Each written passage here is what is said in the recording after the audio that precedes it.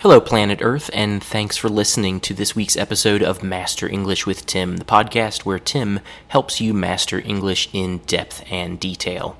When I first started this podcast in April of 2023, I planned to do a mix of English learning and talking about my world travels.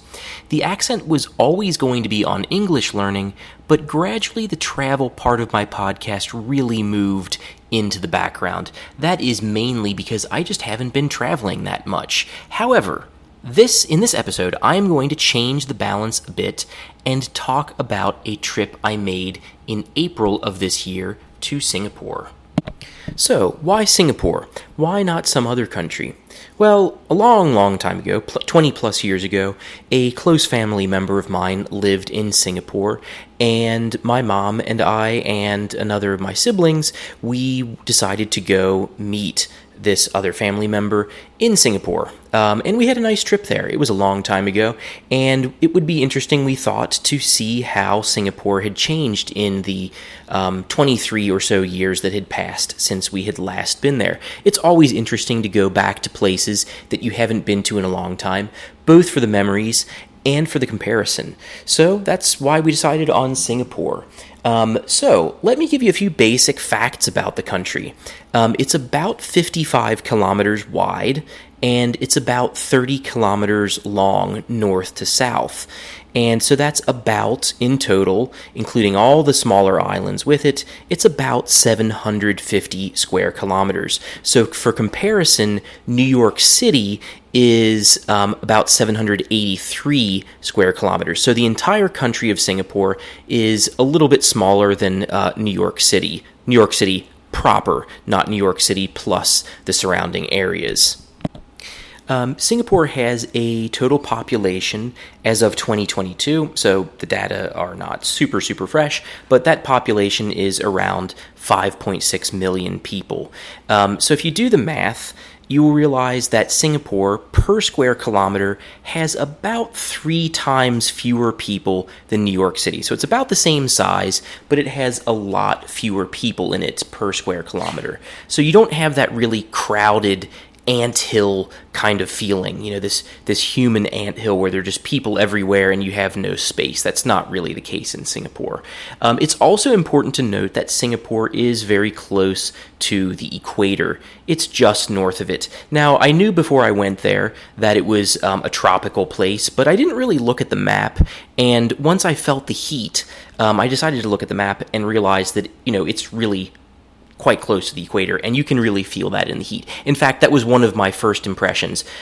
We got off of the airplane, went into the train station, very organized place, by the way.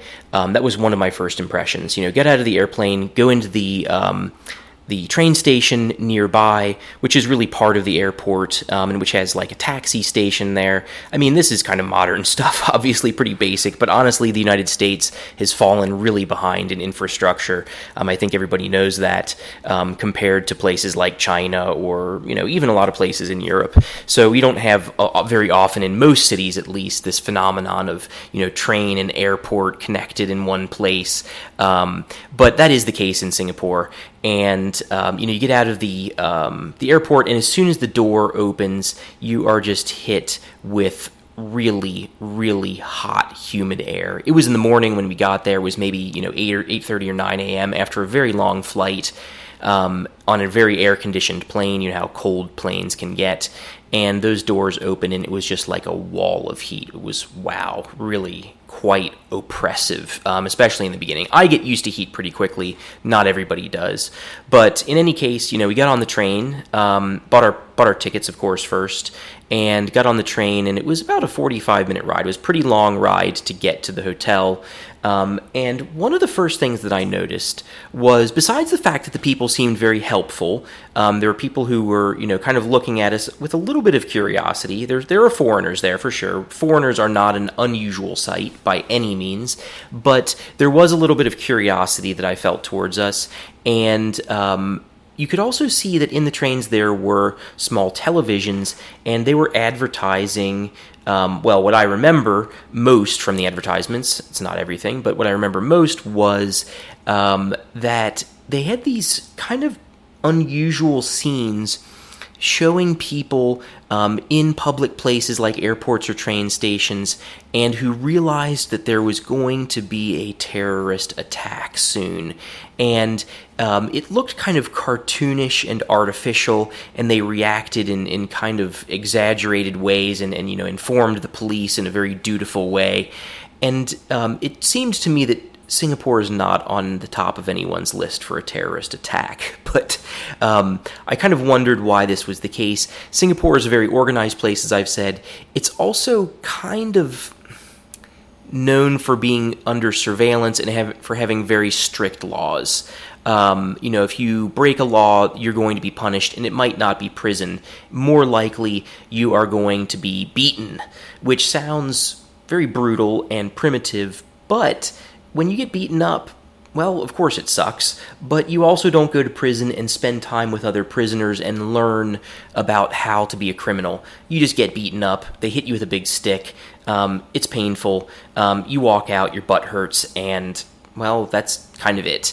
Of course, there's going to be other consequences, like it being harder for you to get a job and so on, but in any case, yeah, kind of a surveillance state with some heavy policing, although there was not a really heavy police presence in spite of this initial impression that I had. It kind of marked my memory, but really overall I did not have the feeling that there were lots of police around, that I was being watched. So after we got out of the train, got to our hotel and settled in, we took a little bit of a walk around, and the city has a few notable regions. The central one is called Raffles. It's named after Benjamin Raffles. He was an important figure from Great Britain who was important in making Singapore a British colony. And Raffles is a really impressive place because of its wealth. Like I said, I was there over 20 years ago, and there were already a fair amount of skyscrapers there. But now there is just a huge number of them. It's very dense. It's a very dense forest of skyscrapers. Some of them are, older, 30 years older or more. And then you've got others that are quite fresh, and you've got Deutsche Bank and Citibank and so on. You've got all kinds of financial stuff going on there, and you've also got a lot of restaurants, a whole ecosystem of restaurants and food courts that have sprung up to serve all of those wealthy bankers, which does not mean that those places are necessarily expensive places. You can find an expensive restaurant, no problem, but a lot of the food there that most people eat, and also that, even wealthy foreigners who work there eat, is, not too expensive, actually, and it's quite tasty, as I'll get to later. In addition to Raffles, right next door to that, you have Chinatown, which is kind of what it sounds like, but it's not super Chinese looking for the most part. There is one particular street or a couple of streets in a row that do have a very Chinese feel to them, but overall Chinatown does not strike you in the face with its Chineseness. It's just high-rise buildings and apartments and shopping centers, and that happen to have some Chinese writing on them. Of course, the biggest part of the population is ethnically Chinese. Other parts of the city, well, you've got the docks. That's the part of the city where boats arrive and leave. And, you've got these very, very big cargo ships piled high with shipping containers, and you can see, kind of pale green cranes there that are ready to add and subtract shipping containers from them. And apart from Raffles, Chinatown, and the docks, the rest of the city is pretty similar to itself. The architecture is not particularly striking, which is, not every city is going to have age-old architecture. Not every city is going to be Rome. But for me, the most impressive part, my favorite part of Singapore, was that in some of the surrounding areas outside of the really urban central area, you had really just straight up jungle. And you could see very large lizards there. You could see extremely thick, powerful, impressive trees and all kinds of thick vegetation and flowers growing, and there were very large parks, and there were even parks that extended for just kilometers and kilometers on end.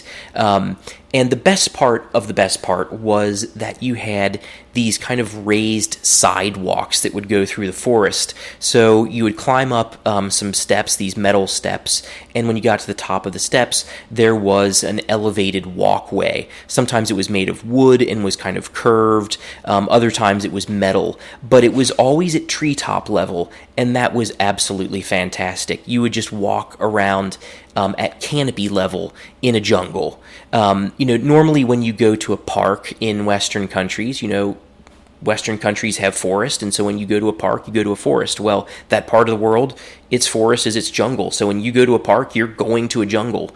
There were also some parks that were a little bit farther outside that had, one of them in particular had quite a large lake, and you could walk through the jungle for just, several hours at a time. And it was an interesting mix because when you looked out over the lake, when you occasionally came back into contact with the lake from your jungle walk, you could look over the lake and you would see high-rise apartments right there, not too far away. So it was an interesting mix of jungle and city. I'm sure that in that part of the world, that's not that uncommon.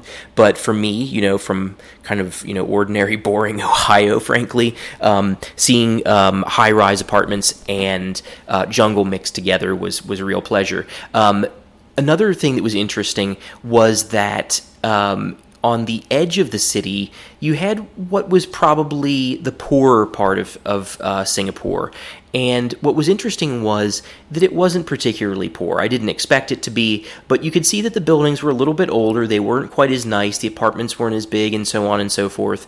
But it was still fine. Everything there was still fine. The people looked healthy. There was never a feeling that there was going to be crime. It's a very safe feeling place. I kind of started off on the negative side, saying about, prisons and, well, how there are no prisons, but how you get beat up and how they prevent things. But the upside of it is that there is, very little crime. In fact, property crime, crime against people's bodies, violence, it's not a big deal. So yeah, that was a really great thing. The jungle, the outside of the city, seeing that people were doing well was it's always a nice thing. So I mentioned earlier that the population of Singapore as of 2022 was about 5.6 million people. So what kind of people do you see? Like, where are these people from? Well, the overwhelming majority of the population in Singapore is ethnically Chinese. You walk around and you just see, people who look Chinese. But that's not everybody. Singapore used to be part of Malaysia. In fact, if you look at a map of Southeast Asia, you'll see, Vietnam on the east end of it, and then to the southwest of that, of Vietnam, you've got Cambodia, and then you have a long strip of land, a long peninsula, which is Malaysia, and part of that same peninsula is Thailand. And Singapore used to be part of, like I said, Malaysia. And at the end of that peninsula, that long strip of land, is Singapore. And it's kind of floating at the end of it. And there's a narrow channel of water that goes around it. So that's where that is. And so my point is that you also have quite a few Malaysians there. So a little bit darker skin than Chinese people, but obviously there's a lot of mixing between people in that area. And you've also got a fair amount of people from South Asia. Not a huge number of them, but you do see a fair amount of Indians. And actually, right in Chinatown, interestingly enough, there is a Hindu temple. This is one of the places that I remember visiting when I first went to Singapore in 2001. I went to Chinatown and went to those, few streets of Chinatown that are very Chinese. Had some dessert there, and there was a Hindu temple that I did not go in, and this time I did, and I was fortunate because there was a service in progress. And it was very colorful, it was very loud, there was a lot of striking of drums, and it was just really overwhelming to the senses. With Indian culture, there's, for me, a kind of a feeling, as soon as I see Hindu art, there's kind of a feeling of never being able to get to the bottom of this, that there are so many gods and there's so much complexity that you'll never really understand it completely, or even in a partial way that's satisfying to you. There's a feeling of just incredible depth, and watching the ceremony really enforced that. It was very loud, like I said, very loud singing, and very loud banging on drums. If I can, I'm going to post that on my own personal website and put a link to that. They were very friendly in the temple, and I asked, kind of gesturing, is it okay to film? And absolutely no. There was no complex about this, like you might find in some churches, for example, in Europe. So among the South Asians, you do, of course, that's a pretty big area, and you've got different subgroups. One kind of meaningful distinction among South Asians is you have Dravidians, and Dravidians were people who lived in what's now India before modern India formed, and they have a kind of a darker skin. They're not black, but they have a darker brown skin, and their hair tends to be kind of a darker, more intense black. And you could see some of these Dravidian people in Singapore, and you could also see the probably more commonly imagined Indian phenotype, that kind of look of person. There were a lot of them in certain areas of the city, particularly around Chinatown, and anytime there was obviously an Indian restaurant, which tended to be kind of popular. A funny thing was about Indian restaurants was that in a lot of them, they also offered Mexican food. So there was just a kind of a typical thing that you would see, that, here's an Indian and Mexican restaurant. It was fusion cuisine. In reality, when you went in, we only went into one of them, but, the one that we went into, we ordered some Mexican food, and it wasn't great as Mexican food. The Mexican food that I find in a lot of the rest of the world has gone through the United States first. It's not that Mexican. It went to the U.S., it became Americanized, and people are eating burritos. Burritos are really not very Mexican.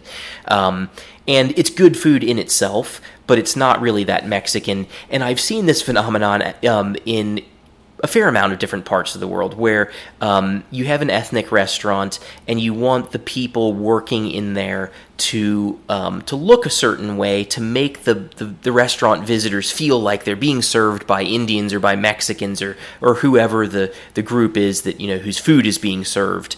And in this case, I think that there was just very little contact between Singapore and people from Latin America. So someone from Singapore might think, Indians and Mexicans kind of look the same. They both have, similar hair color and skin color. And so, okay, fine. I've seen this phenomenon in the United States. I remember going to a Japanese restaurant that was staffed by Guatemalans, for example, or being in Russia and going to, an Asian restaurant or Chinese restaurant, and there were Kazakhs working there. So nothing too out of the ordinary, but, Indians and Mexicans, yeah. So that was the kind of restaurant you would sometimes see. This kind of also highlights the fact that you didn't really see a lot of people from Latin America. So yeah, you had your Chinese, your Malaysians, your South Asians. You did not see a lot of Latin Americans. You did not see a lot of Africans. In fact, I don't know if I saw a single African or black person the entire time I was there. There were very few of them. And you do have some, white foreigners, typically tourists. The city has, gotten pretty popular among tourists, and you've also got, people who work there, either in hotels or bankers. So if you go to the center of the city, you go to Raffles, that part of the city that I mentioned earlier, with all the skyscrapers, you're going to see a fair amount of, people of European descent there. So I mentioned a little bit about food, and actually food is one of the great attractions of Singapore. You have all different kinds of cuisine. You've got Chinese cuisine, you've got Indian. If you're getting tired of this kind of stuff, and you're from a Western country, and you want to just have a burger and fries, or a steak or something, you can easily do that as well. There were several very impressive food courts. The one that we went to on the first day, I don't remember the name of it, but it was near Chinatown, and it just had several, probably around 30 or 40 actually, pretty simple, humble-looking food stalls or, kind of kiosks, and we ordered some noodle soup, and it was just really good. It cost us probably about $8 for a bowl of it, and just the ingredients were really fresh. It was really well made. The chicken broth was very good. There was some spicy kind of paste that was next to it that you could put in there if you wanted something spicy. One thing that did kind of confuse me and that I never quite understood was that whenever I was eating soup, there was kind of a fish sausage that was floating around in there. Not a complete fish sausage, but slices, cuts of fish sausage. And you'd eat this kind of rubbery thing and say, I don't know if I like that. I always kind of reserved judgment on that and was chronically uncertain whether I liked it or not. I kind of disliked it a bit, but overall the food was really good. You didn't have to eat that.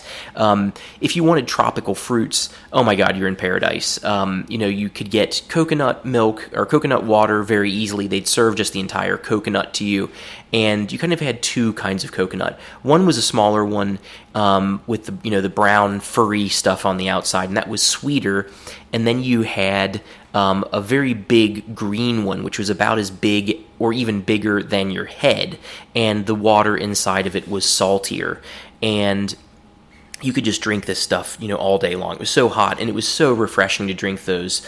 They were served a little bit cool, and typically, once I had finished drinking them, I would want to eat the fruit inside, and I would do that, but you could see the local people kind of looking at me like, why is he doing that? I guess that the custom there is to drink the water inside and then just throw the fruit away, which I think is a bit wasteful, but I mean, if you're doing it all the time and you're only thirsty, then, whatever. In any case, I really enjoyed, eating the coconut meat from inside. Another very typical thing that people would eat there was just chicken rice. People love their chicken rice. So, you get some rice served on the side. The rice is sticky, and then you have a piece of chicken with that. You can get a wing, you can get a breast, you can get a whole chicken, and it's just really well prepared with some kind of hoisin sauce or soy sauce on it, and it's just really tasty. Nothing complicated, but simple and very well executed. If you want something more complicated, well, there's that on offer too. There's a lot of Indian cuisine, like I said, especially in the food courts. If you wanted to go to a cafe, you could easily find lots of different kinds of tea. I had cardamom tea, and I had masala tea, and I couldn't choose between the two of them, and I liked them so much that I just always had both of them. I'd finish one, and I'd go back, and I'd order another one, or I'd order them both right away so I didn't have to wait. And I did that pretty much every single day. Food courts tended to be kind of crowded. Even when they weren't that busy, they were still pretty busy. If you wanted to go to some place that was a little bit more quiet, then you could go to a Chinese restaurant, for example, in Chinatown. My dad and I went to one of these places, and we enjoyed the food. When you get served in one of these traditional Chinese restaurants, they bring a very big bowl of food to you that's enough for 2 or even more people. They bring a couple of bowls of rice, they bring you your drinks, and you both share and eat out of the same large bowl. We had a kind of a chicken stew kind of thing, but the unusual thing about it was that the chicken was pickled. So it had been soaked, it was sitting in vinegar. Vinegar is like old, unfresh wine. So the chicken was pickled, it sat in vinegar for a long time, and it made the chicken kind of chewy, but it was still tasty. There were some nice crunchy vegetables in there, and a lot of broth. It was a little bit spicy. My dad liked it quite a bit. I was surprised. I didn't think that he was going to like something that was this different from the food back at home, but he was really into it. He really enjoyed it, and that added to my own enjoyment. The food in the restaurants was not typically expensive. In the food courts, it was actually quite cheap. You could get all kinds of desserts you wanted. You could get, European-style desserts. There was a kind of a spongy bread that we got with some kind of green colorant in it. It might have been matcha tea or something, and it was filled with peanut butter, which I really didn't expect.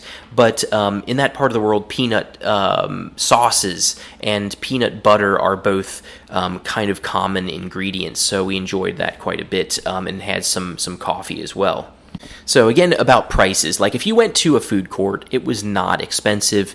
If you went to a traditional restaurant, it was also not expensive. If you went to a Korean restaurant, for example, that was another kind of person that ethnic group that you didn't see very much. There were a few Koreans there, there were a few Japanese people there. You could go to those restaurants, and they were a little bit expensive, but not terrible. It was probably about the same as you would find in the United States. You'd probably spend $35 or $40 on a dinner, a little bit expensive. So yeah, not too expensive. Now, where you could properly get ripped off was in one of those Mexican Indian places, actually. We went there and it probably cost $80 for a not very high quality Mexican dinner, more like Tex-Mex, U.S. style Mexican with a few glasses of wine. That was the kicker. The thing that destroyed the budget was, you order a glass of wine, it's $18, and it's only half a glass of wine. It just was not great value. So don't go to restaurants that are along the main canal. So going through the edge, you're going along the edge of Raffles is a very big canal, and along the canal you can find lots of restaurants, and they tend to be overpriced from what I could see. So at the end of that canal, across from the end of Raffles, was a very impressive museum. There was a shopping center, which was nice because, you could go into the air conditioning, and just beyond that, there was a very, very impressive museum that was largely underground. It was called an art science museum, but it was really more art, and it was kind of oriented towards kids. But, you go underground, you go into this museum, and there were just all kinds of very stimulating displays that you could interact with. For example, they had stacks of paper with very expensive crayons, German-made crayons. I'd never actually used a crayon that was that nice before. I drew with it. It was like, wow, the colors are so vibrant and beautiful. And you could draw a fish and put someone's name on it, and then you would put this drawing that you had made, simple drawing, into a scanner, and a projector would project a picture of your fish with a name on it, or with a little drawing, or it could even be a bird. You could draw whatever you wanted, but they suggested fish, and it projected it onto a very large screen, like as long as a room, and as tall as a very tall room, of an aquarium. So you had a very large screen of an aquarium with all of these fish floating around, and I dedicated one of my fish to my mom. And it was just very beautiful. You could see all of these different fish that people had drawn, and they were interacting with each other, and you'd think that, okay, my fish is gone, and then you'd hear you could hear the bubbles, and then boom, the fish was there again. It was really, really nice. There were also areas of the museum where you could play with these kind of squares. You'd touch them. It was a cube, not a square, but a cube, and you'd touch the cube and it would change to a random, very vibrant, beautiful color. And the cubes were kind of made of frosted glass. They weren't completely clear, but it made the color somehow even more bright and more abstract. It kind of gave the color a kind of a fuzzy quality.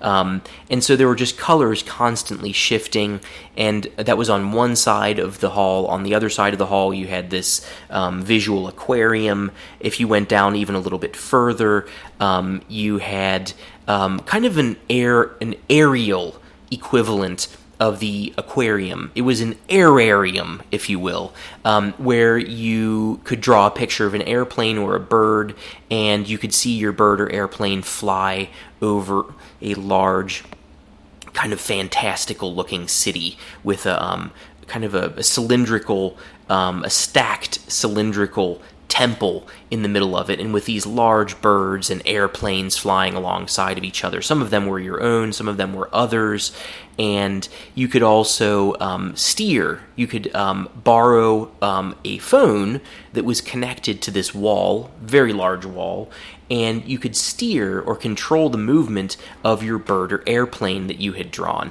It was just really super, super cool. There were snowflakes coming down, there was a volcano erupting, very colorful, beautiful stuff. And across the hall from that, you had a kind of a rainbow-colored swing obstacle course.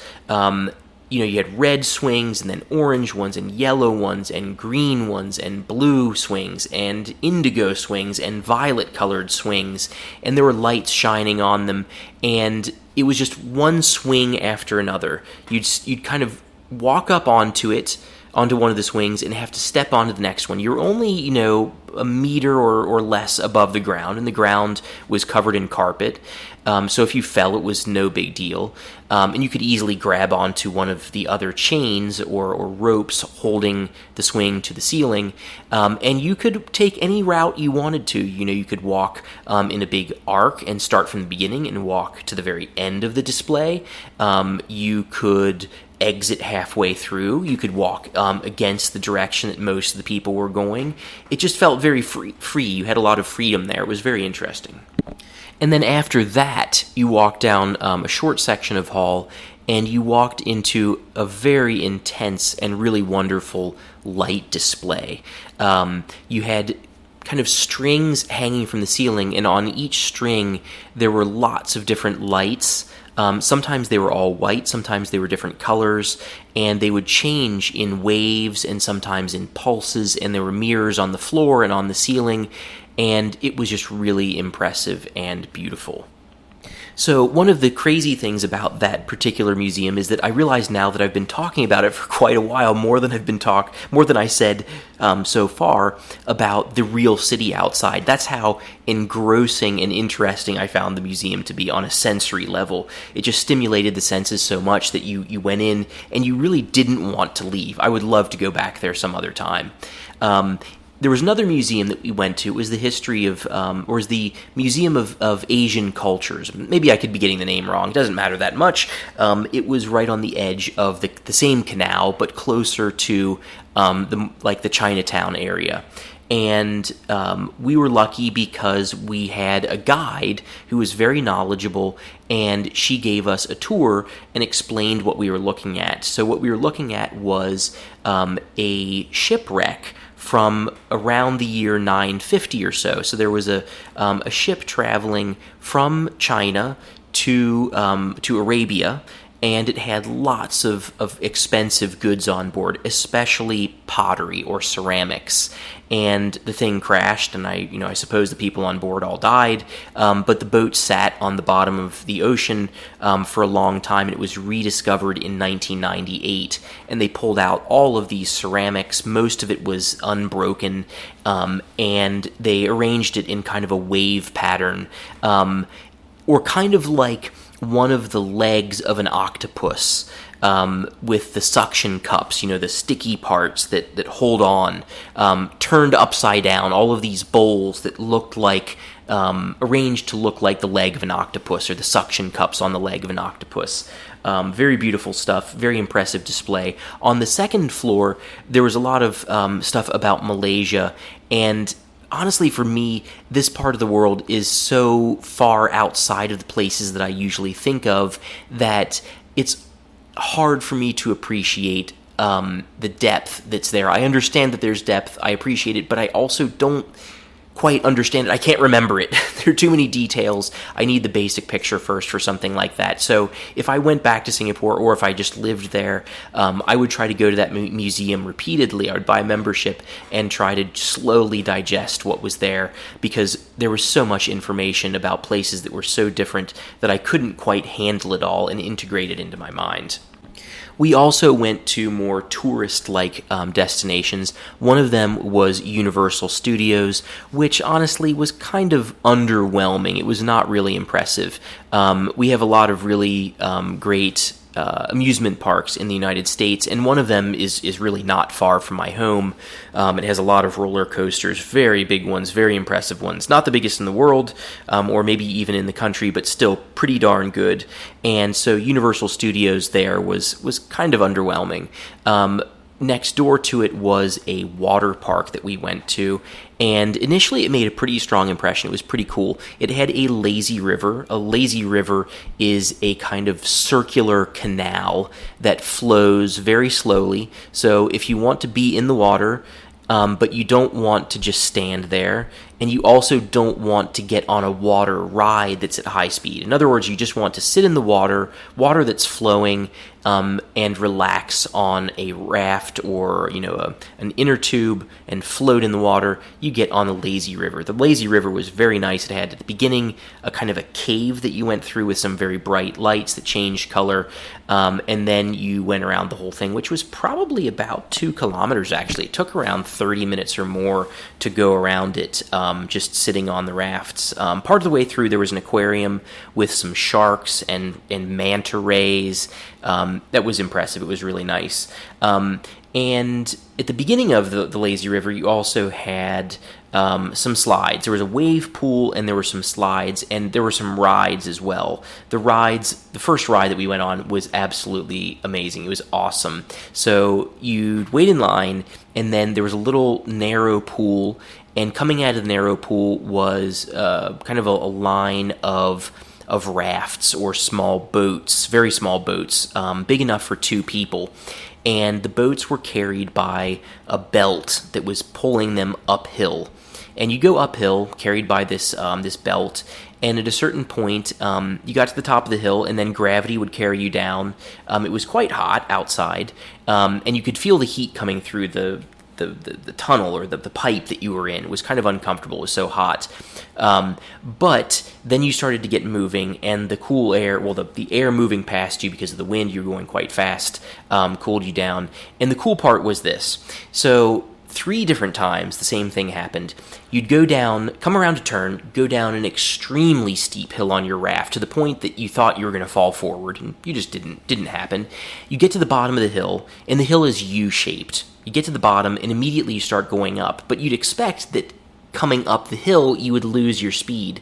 No, you don't, because there's another moving belt carrying you uphill at quite a high speed. I would imagine around 40 kilometers an hour. You're getting yanked or pulled very fast up this hill. You come over the top of the hill, and you are flying. You lose contact with the ground. You come splashing down into the tunnel again, and you go into a dark tunnel. That happens 3 different times. Really awesome. It was called, actually, they didn't call it a water slide. They called it a hydromagnetic roller coaster, which is a really good name because it's a magnet that holds you close to the tunnel as you're going up it. Also in the same water park, not far down the road from that, was a very large tank of water full of salt water with rocks in the bottom of it and lots of tropical fish. So you put on a mask with a little tube on it so you could breathe with your face underwater, and you could swim in a pretty big circle and just look at the fish. The water there was much cooler than the water in the lazy river anywhere else. It really was refreshing. It was real salt water, so you had to be careful to not let the water get into your eyes, but it was just a really, really nice, refreshing experience, and seeing all of these beautiful fish, very unusual shapes, yellow ones, blue ones, green and orange, every color you can imagine was in there. Absolutely beautiful, beautiful place. Apart from that, though, I have to admit that the water park, in spite of having a handful of really impressive things, was not that big, which is fine. We spent a few hours there, we cooled off, and then afterwards we went home and had some drinks. So if I had to explain Singapore in just a few words, I would say it's quite small, quite cosmopolitan, not very densely populated. It has beautiful scenery. If you don't like heat and humidity, it's going to be a pretty tough place to be. But if you do like those things, you're going to love it. It's got a lot of jungle, a lot of variety in cuisine, a lot of different museums that you can see, and in a very small area, with most of the places reachable on foot, you can really just spend a lot more time than you would expect to be able to spend in a place that's that small, just the size of one city. So yeah, it was a really fun time, and the hardest part, of course, was leaving. It was a really fun time, and I hope to go back. I hope to go back there someday. Not just Singapore, but also Malaysia and Thailand, but especially Singapore and Malaysia. And well, yeah. Again, the hard part was leaving and getting back on the plane, and the 17-hour flight back was not pleasant. Flying over there was also hard, but going back was quite rough after all of that time. in the heat and then going back to someplace that was cooler and back to work. That's how it is. You've got to go back to work. So with that in mind, as I'm reading or as I'm recording this episode, it's now Sunday night, it's 11 o'clock, and I've got to get up early tomorrow and go back to work. So with that in mind, I hope you enjoyed this episode, and as I said, this is Sunday evening as I'm recording this, probably a little bit later in the week on my personal website. I will change the text of the link or the description of the episode, and that will link to some photos a little bit later in the week and possibly videos of what I saw and described today. I hope you enjoyed this episode as much as I enjoyed making it, and I will see you all next Monday, as always. Have a great week.